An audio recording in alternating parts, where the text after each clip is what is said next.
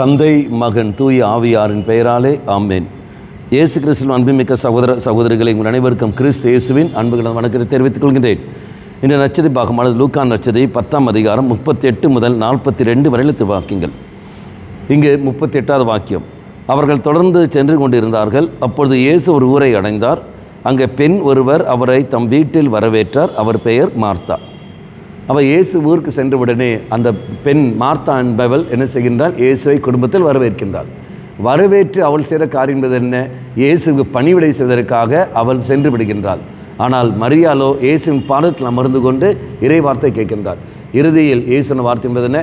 Martha Martha, நீ பலவற்றை பற்றி நீ கவலைப்பட்டு கொண்டிருக்கின்றாய், தேவையானது ஒன்றே ஒன்று. என்னது? மரியாள் நல்ல பங்கை தேர்ந்தெடுக்கின்றார். அதனால் நீங்களும் நானும் தெய்வத்தை நம்முடைய குடும்பத்தில் வரவேற்கின்றோம். பல காரியங்கள் வரவேற்கின்றோம். பல ஆலயத்தில் நம்ம பணி செய்து கொண்டிருக்கின்றோம்.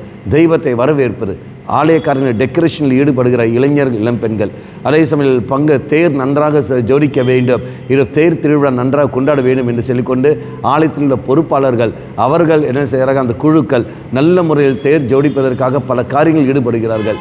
ஆனால் முக்கியம் என்ன செய்கிறார்கள்? வார்த்தையை கேட்க மறந்து விடுகிறார்கள். அந்த தேர் ஜோடிப்பதில் அவங்க இருப்பார்கள், டெக்கரேஷன் செய்வதில் அங்கே இருக்கிறார்கள். ஒழிய பலிப்பீடத்துக்கு ஒன்றாம் ஸ்தானம் கொடுக்க வேண்டுமே, பலிப்பீடத்துக்கு முக்கியத்துவம் கொடுக்க வேண்டுமே, அந்த எண்ணம் அங்கு வருவதில்லை.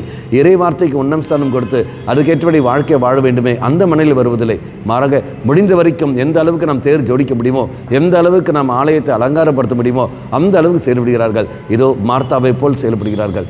இயேசு கடந்து வருகின்றார், வீட்டுக்கு கடந்து வருகிறார், ஆலயத்துக்கு கடந்து வருகின்றார். ஆனால் அழைத்து அவர்கள் அந்த தேர் வழி, அந்த ஜோடிப்பதன் வழியாக, அந்த அலங்காரம் வழியாக தெய்வத்தை அழைக்கின்ற அவர்கள் இறை வார்த்தையை கேட்க மறந்து விடுகின்றார்கள். தெய்வம் வேதனையோடு சொல்கிற வார்த்தை, இதோ வார்த்தையை கேட்க நீங்கள் மறந்து விடுகிறீர்கள், மற்ற காரியத்துக்கு முக்கியத்துவம் கொடுக்கிறீர்கள்.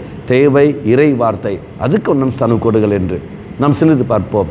நீங்களும் நான் எதற்கு முக்கியத்துவம் கொடுக்கின்றோம்? தெய்வத்தை வரவேற்கிற நீயும் நானும் அந்த வார்த்தைக்கு முக்கியத்துவம் கொடுக்குறோமா? இல்லை என்றால் இறைவனுக்கு இறை வார்த்தை செவி கொடுக்க நாம் முயற்சிப்போம். கண்களை மூடிக்கொள்ளுங்கள். நல்லவனாய தெய்வமே, நம்முடைய இறை வார்த்தைக்கு ஒன்றாம் ஸ்தானம் கொடுத்து வாழக்கூடிய வரத்தை எனக்கு தந்துடலும். என்றும் உமக்கு மட்டுமே ஒன்றாம் ஸ்தானம் கொடுத்து வாழ வரத்தை தாரும். அம்மா மாதாவே, தெய்வ மாதாவே, எங்கள் மாதாவே, என் அன்னையே, விசேஷமாக எங்களுக்காக பரிந்து பேசும். ஆமேன். தந்தை மகன் தூய ஆவியாரின் பெயராலே ஆமேன்.